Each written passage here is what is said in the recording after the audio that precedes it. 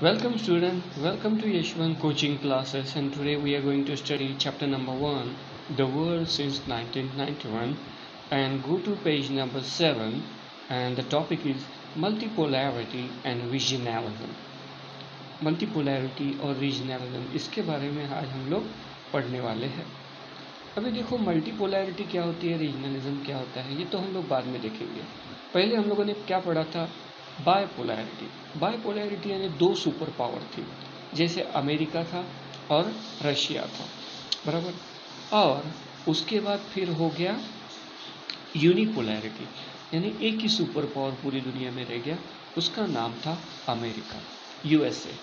और अभी के युग में 2019-20 जो भी हम लोग इन सालों में जो जी रहे हैं, बराबर, उसमें हम लोग देख रहे हैं मल्टीपोलैरिटी एंड रीजनलिज्म। अभी मल्टीपोलैरिटी यानी क्या, कि बहुत सारी रीजनल पावर्स अभी है। जैसे एशिया में कौन है, बल्कि इंडिया है, एक चाइना है, बराबर। अभी रशिया भी पावरफुल हो रहा है, उसके बाद अमेरिका भी पावरफुल था और है। उसके साथ साथ यूरोप के भी बहुत सारे देश अभी अपनी खुद की मिलिट्री और खुद के बारे में, ये इकोनॉमी के बारे में, जैसे जर्मनी जैसे देश है, फ्रांस जैसे देश है, वो भी बहुत पावरफुल है। और हम लोगों को ये भूलना नहीं चाहिए कि अमेरिका जैसा और एक पावरफुल देश उभर रहा है, जिसका किसी का, हम लोगों का उसके ऊपर ध्यान ही नहीं जाता, वो है Israel. So multipolarity and regionalism यानी क्या, कि अभी एक ही सुपर पावर नहीं है, कि अमेरिका जो बोलेगा या रशिया जो बोलेगा वो हम लोग सब मान लेंगे, सब दुनिया के देश मान लेंगे। क्योंकि अमेरिका भले आज सुपर पावर है, ऐसे नहीं कि सुपर पावर नहीं है, लेकिन आज सिर्फ उनके अकेले की नहीं चलती, उनकी दादागिरी नहीं चलती, चाहे रशिया हो, अमेरिका हो या चाइना हो। आज इंडिया भी एक सुपर पावर के रूप में उभर रहा है, economic super power as well as military super power. So उसको बोलते हैं मल्टीपोलैरिटी, यानी एक देश का नहीं चलेगा, बल्कि हजारों या बहुत सारे देशों का चलेगा। और रीजनलिज्म जो है वो बढ़ते जा रहा है, अभी हम लोग उसके बारे में पढ़ते जाएंगे। Now the world order was dominated by the United States in the post-Cold War era. जैसे ही कोल्ड वॉर यानी शीत युद्ध जो था अमेरिका और रशिया के बीच में वो खत्म हुआ, वैसे वैसे अमेरिका बहुत पावरफुल देश बन गया। यानी पूरी दुनिया में सिर्फ अमेरिका ही एक पावरफुल देश रह गया था। Now the American military and economic might was unchallenged during this period or this time, बराबर। और अमेरिका को चैलेंज करने वाला, चुनौती देने वाला दुनिया में एक भी देश नहीं था। रशिया भी पूरी तरह से क्या हो गया था, परास्त हो चुका था, बराबर। क्योंकि रशिया का डिसइंटीग्रेशन हुआ था, बहुत सारे देश रशिया से अलग हुए थे।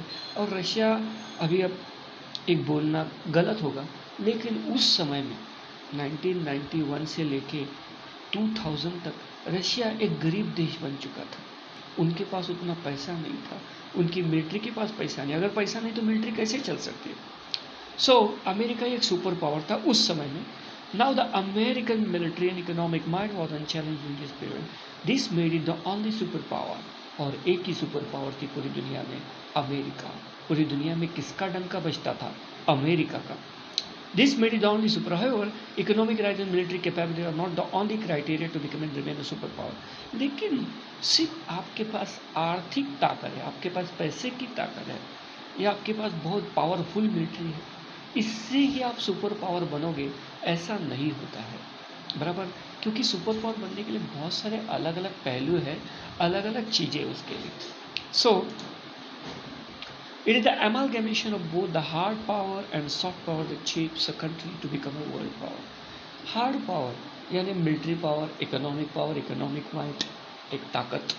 और सॉफ्ट पावर यानी क्या, डिप्लोमेटिक रिलेशन, बराबर। जैसे बहुत सारे जंग जो होती है, युद्ध होते हैं, वो होने से रोक दिए गए क्योंकि डिप्लोमेसी की वजह से। डिप्लोमेसी यानी राजनैतिक संबंध दो देशों के बीच में या बहुत सारे देशों के बीच में राजनीतिक संबंध कैसे है, बराबर, ये बहुत इंपॉर्टेंट होता है। जैसे आप देखेंगे आज, यानी इस समय हमारे ऊपर चाइना ने हमला बोल दिया, हम लोगों ने उसका मुंह तोड़ जवाब भी दिया और आगे भी देंगे। ऐसे नहीं कि हम लोग रुकते रहेंगे या हम लोग मार सहते रहेंगे, बराबर। लेकिन आज हमारे साथ 142 देश और दुनिया के 5 पावरफुल देश आज हमारे साथ हैं। बराबर क्यों? क्योंकि डिप्लोमेटिक रिलेशन, हमारे राजनैतिक संबंध जो है दुनिया से, वो हमारे बहुत अच्छे हैं और इसमें मोदी जी का योगदान हमें मानना पड़ेगा। Now it is the amalgamation of both hard power and soft power that shifts the country to become a world power. While hard power relies on coercion. Coercion यानी क्या? सीधा सीधा दादागिरी, सीधा सीधा धमकी देना, क्या ऐसा करोगे तो ऐसा बुरे परिणाम होंगे, उसको बोलते हैं कोएर्शन। सुधर जाओ, बराबर धमकी देके हम लोग दूसरे देश को अपनी राहों पर चलने के लिए मजबूर करते हैं। बराबर सुधर जाओ वरना बहुत बुरा अंजाम होगा, उसको बोलते हैं कोएर्शन। मिलिट्री फोर्स यानी अमेरिका ने तो बहुत बार मिलिट्री फोर्स यूज़ किया है, आपने सुना भी है, देखा भी है और पढ़ा भी है। एंड इकोनॉमिक सैंक्शंस जैसे आज रशिया के ऊपर और ईरान के ऊपर बहुत सारे क्या है इकोनॉमिक सैंक्शंस है। क्या है economic sanctions. Soft power include persuasion, ये हार्ड पावर के एग्जाम्पल हुए, या हार्ड पावर का एक वे ऑफ जिसको बोलते हैं ना मेथड, वो हो गया। लेकिन सॉफ्ट पावर कैसे होती है? परसुएशन यानी क्या? मीठी मीठी बातें करके या अच्छी बातें करके, या दोनों में एक बोलते हैं ना, क्या बोलते हैं, समझौता करना। बराबर उससे कल्चरल इन्फ्लुएंस यानी क्या? जैसे आज नेपाल और भारत के संबंध बहुत खराब है, लेकिन हम लोग कभी भी नेपाल के खिलाफ मिलिट्री का पावर यूज़ नहीं करोगे। क्यों नहीं करेंगे? क्योंकि नेपाल के और हमारे संबंध बहुत अच्छे हैं। भले वहाँ के पॉलिटिशियन हमारे खिलाफ हैं, लेकिन वहाँ के लोग हमारे खिलाफ नहीं हैं। उनके बहुत सारे लोग हमारे यहाँ है और हमारी संस्कृति एक है ना, यही इसको बोलते हैं कल्चरल इन्फ्लुएंस। और ऐसे बहुत सारे हैं। अमेरिका ने भी कल्चरल इन्फ्लुएंस फैला दिया है, या पूरे दुनिया में अपना एक कल्चर लाने की कोशिश की। जैसे मैंने पिछली बार एग्जांपल दिया था, डोमिनोज, मैकडी, मैकडोनाल्ड, ये सब उनके कल्चरल इन्फ्लुएंस ही बोलते हैं इसको। वैल्यूज़ एंड ट्रेडिशन, बहुत सारी परंपराएं, values, moral values, ethical values, इसके द्वारा हम लोग अच्छे सॉफ्ट पावर भी बन सकते हैं। सॉफ्ट पावर से भी हम लोग अच्छे परिणाम ला सकते हैं। Now in recent time the dominant position of the United States has been directly or indirectly challenged. बराबर आज यूनाइटेड स्टेट भले बहुत ताकतवर देश है, भले बहुत अमीर देश है, भले नंबर 1 है, लेकिन आज उसको बहुत सारे देश चुनौती दे रहे हैं। चाइना उसको डायरेक्टली चुनौती दे रहा है, रशिया भी चुनौती दे रहा है, इंडिया ने भी सीधा सीधा कह दिया चाइना और हमारा जो भी मामला है, या चाइना और पाकिस्तान को जो भी मामला है, हमको उसने तीसरे देश की, यानी चाहे वो अमेरिका हो या कोई भी हो, हमें उनकी ज़रूरत नहीं है। हम लोग वो मामला आपस में क्या बोलते हैं, सॉरी, हम लोग वो मामला आपस में सुलझा लेंगे। So this is nothing but the dominant position of the United States has been directly or indirectly challenged. For instance, economic and regional integration in Europe through the creation of European Union. आज Europe भी बहुत powerful देश बन गया है। क्यों? क्योंकि Europe के छोटे छोटे जो देश है वो भी एक साथ आ गए हैं और उसको नाम दिया गया है यूरोपियन यूनियन, और उन्होंने अपनी खुद की एक करेंसी शुरू की है जिसका नाम है यूरो। बराबर, तो इस तरह से अभी हर एक देश पावरफुल बनने की, यानी हार्ड पावर, सॉफ्ट पावर बनने की पूरी तरह से कोशिश कर रहा है।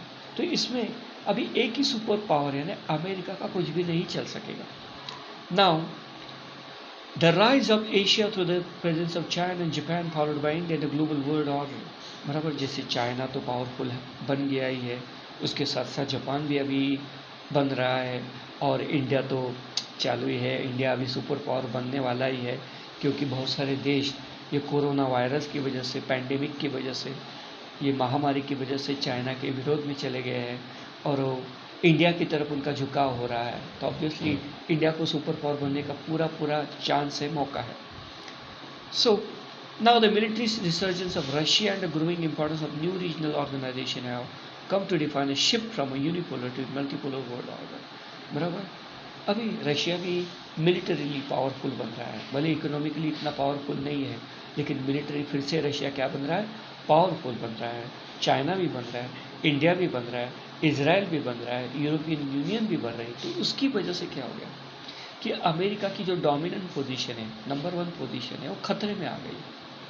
अभी अमेरिका अपने बोलते हैं ना उंगलियों पर या अपने इशारों पर दूसरे देशों को या गरीब देशों को या डेवलपिंग कंट्रीज को नचा नहीं सकते। Now China has pose a formidable challenge to the unipolar world led by United states.